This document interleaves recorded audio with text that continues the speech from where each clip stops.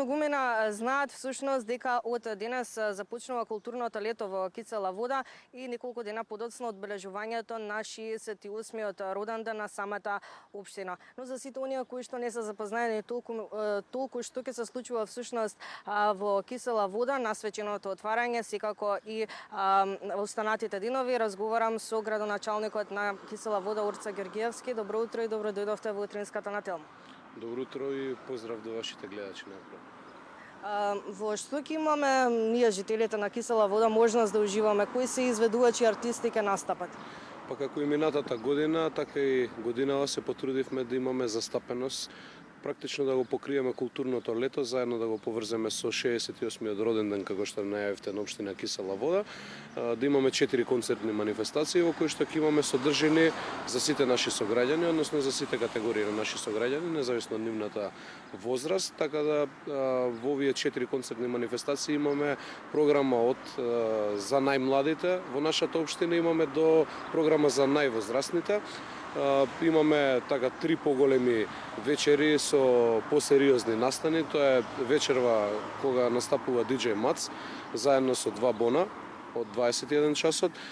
Утре на Три круши традиционално во оној народен дел настапуваат нашиот бренд на Кисела Вода, културно-уметничкото друштво Китка, подоцна Миле Кузмановски, Сузана Спасовска како едни од брендовите од овие простори.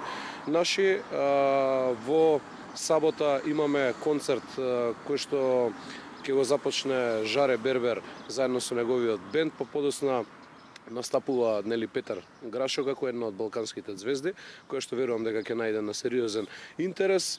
Па потоа следи оној дел од понеделник до петок, наредната недела, кога, како и минатата година, традиционално и оваа година ќе имаме неколку манифестации поврзани со, според мене, најдобар начин да го прославите роденденот е да започнете или да завршите некој капитален проект за вашите сограѓани, за општината, така најдобро почитот даваме на општината. Ќе имаме неколку дена објавување на сериозни капитални проекти кои што ќе започнат, некои кои што ќе ги завршуваме во наредниот период и така натаму. И сето тоа ќе кулминира на 29 кога започнува забава за најмладите од раните утрински часови. Подоцна имаме традиционално хуманитарна коријада на пензионерите од Кисела Вода. Тоа ќе биде во паркот Шопен организирано, па подоцна вечерта имаме битка со бендови.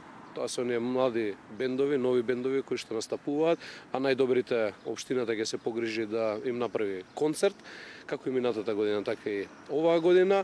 И настанот ќе заврши повторно со DJ Мац и на крајот настапуваат нашиот добро познат бенд од нашиве простори, тоа е групата Нокаут. Така да мислам дека имаме доста богата содржина.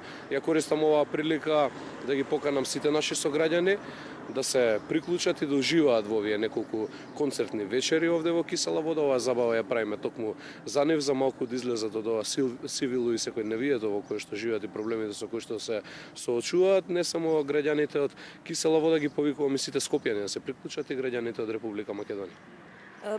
Буквално како што напоменавте, богато содржина, колку време беше потребно за организација на цело ова случување, со оглед на тоа дека во неколку дена организиравте толку настани со секако богата содржина? Јас сакам да се заблагодарам во оваа прилика и на мојот тим кој што работи со културата и со етниците за култура кои што ги имам од страна на општинската администрација. Околу 2 месеци од прилика се работеше на овие настани кои што треба сега во наредниот период да се реализираат.